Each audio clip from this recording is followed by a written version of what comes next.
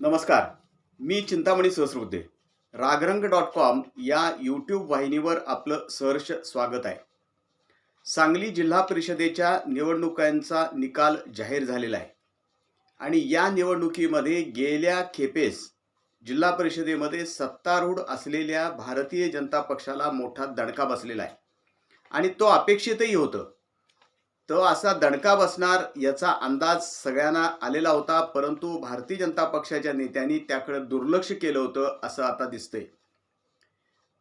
संबंध जिल्हा परिषदेच्या 61 जागांपैकी भारतीय जनता पक्षाला फक्त 16 जागा मिळालेल्या आहेत. भारतीय जनता पक्षाचे नेते, विशेषतः सांगली जिल्ह्याचे पालकमंत्री आणि भारतीय जनता पक्षाचे ज्येष्ठ नेते चंद्रकांत दादा पाटील यांनी 4 दिवसापूर्वीच झालेल्या पत्रकार परिषदेत असं जाहीर केलं होतं की आमच्याकडं एका सर्व्हेनुसार भारतीय जनता पक्षाला या निवडणुकीत किमान 34 जागा मिळतील आणि कदाचित जागा वाढल्या, काही काही थोड्या फरकानं काही जागा यायची शक्यता आहे, त्या जर धरल्या तर साधारण 40 जागा आम्हाला मिळतील. प्रत्यक्षात 16 जागांवरती भारतीय जनता पक्ष थांबलेला आहे. गेल्या जिल्हा परिषदेमध्ये या पक्षाला 25 जागा मिळाल्या त्या, तेवढ्या सुद्धा या वेळेला मिळवता आलेली नाहीत. आणि गेल्या वेळेपेक्षा सुद्धा या वेळेला काँग्रेसची आणि शरद पवारांच्या राष्ट्रवादी काँग्रेसची कामगिरी अधिक चांगली आहे. अर्थात त्यावेळेला अखंड होती राष्ट्रवादी काँग्रेस. शरद पवारांच्या राष्ट्रवादी काँग्रेसनं 18 जागा जिंकलेल्या आहेत. त्या प्रामुख्यानं वाळवा तालुका आहे, तासगाव तालुका आहे आणि अन्य ठिकाणी मिरज तालुक्यात वगैरे अशा काही ठिकाणी जागा त्यांनी जिंकलेल्या आहेत.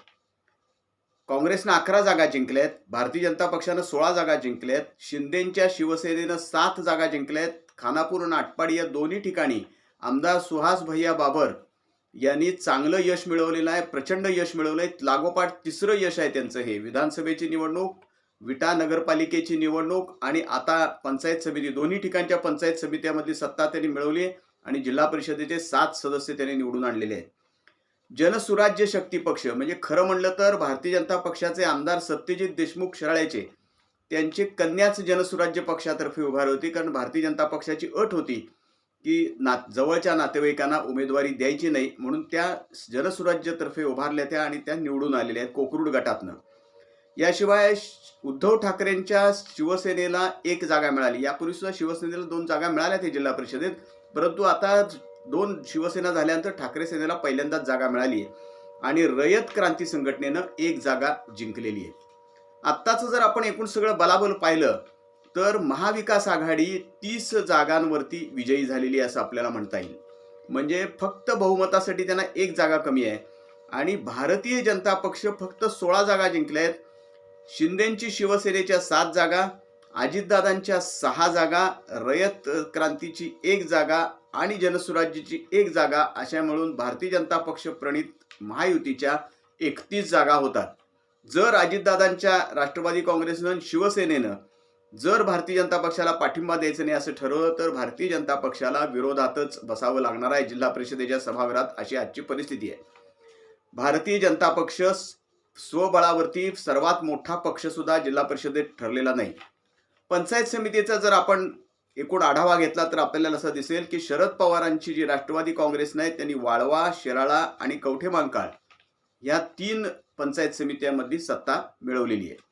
त्यापैकी वाळवा, शिराळा आणि कवठेमहांकाळ ह्या तिन्ही पंचायत समिती सत्ता यापूर्वी या पक्षाकडे होतीच. अजितदादांच्या राष्ट्रवादी काँग्रेसने मात्र तासगावची सत्ता मिळवली पंचायत समितीची आणि ती सत्ता मिळवून देण्यामध्ये प्रमुख वाटा आहे तो माजी खासदार संजय काका पाटील यांचा.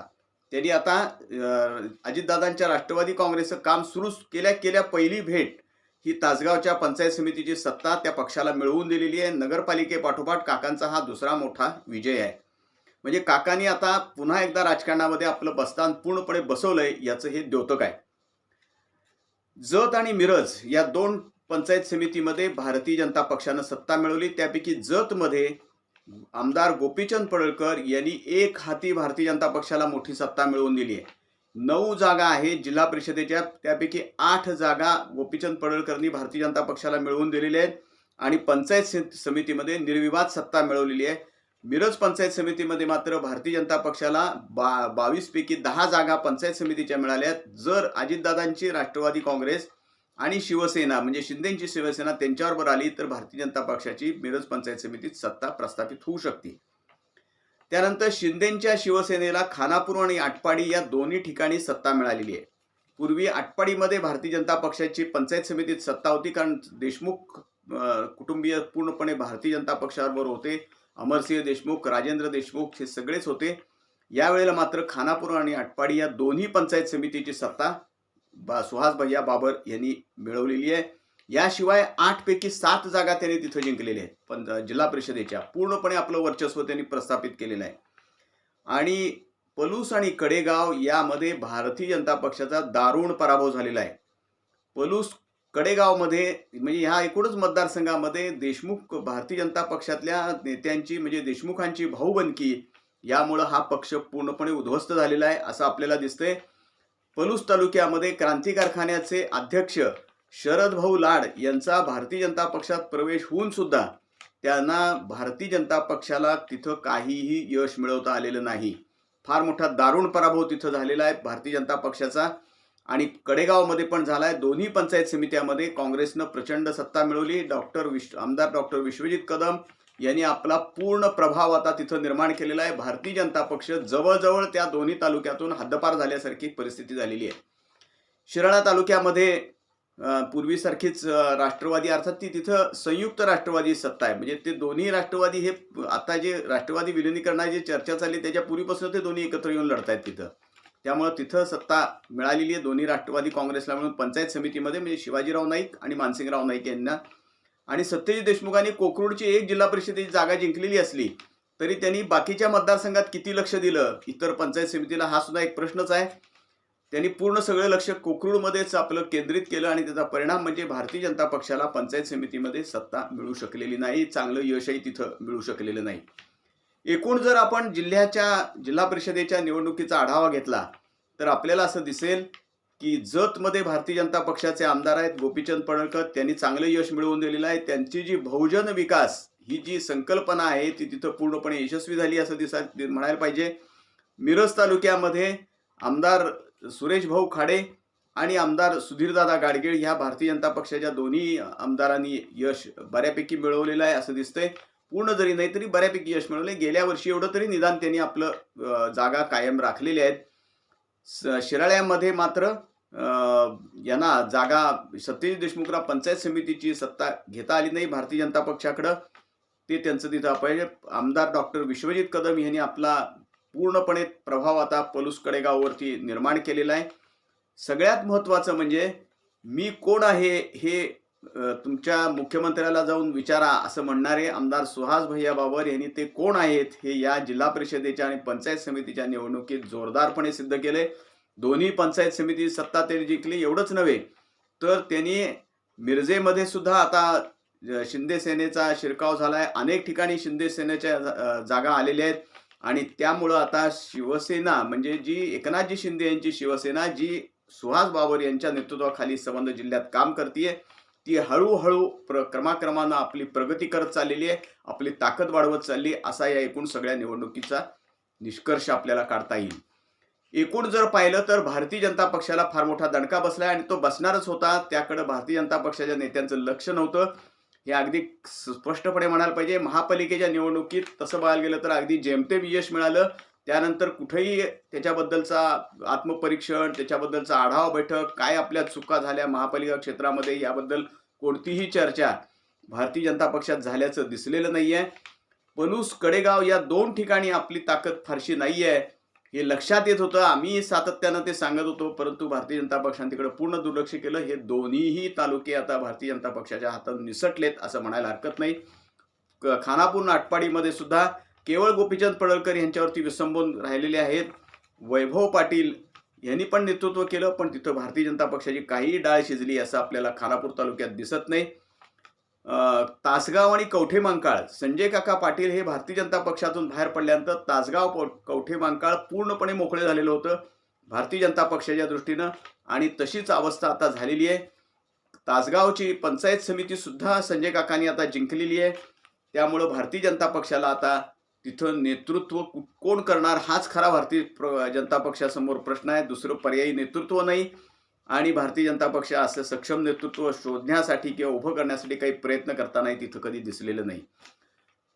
तासगाव आणि कवठेमहांकाळच्या दृष्टीनं हा निकाल पंचायत समितीची सत्ता जाणं तासगावमधली वर्षानुवर्षाची माजी उपमुख्यमंत्री आराराबा पाटील असताना पंचायत समिती सत्ता त्यांची कधी गेलेली नव्हती.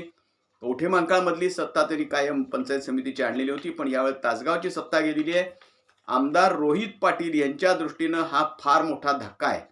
आमदार रोहित पाटील यांनी त्यांच्या कार्यपद्धतीमध्ये, त्यांच्या एकूण जनसंपर्कामध्ये जर काही बदल केला नाही तर अतिशय धोक्याची घंटा या पंचायत समितीच्या निवडणुकीच्या निमित्तानं पुन्हा एकदा वाजलेली आहे. तासगाव नगरपालिकेच्या वेळेलाच धोक्याची घंटा वाजत होती, त्याकडे त्यांनी किती लक्ष दिलं माहीत नाही, परंतु आता मात्र पुन्हा एकदा तो धोक्याचा इशारा मिळालेला आहे.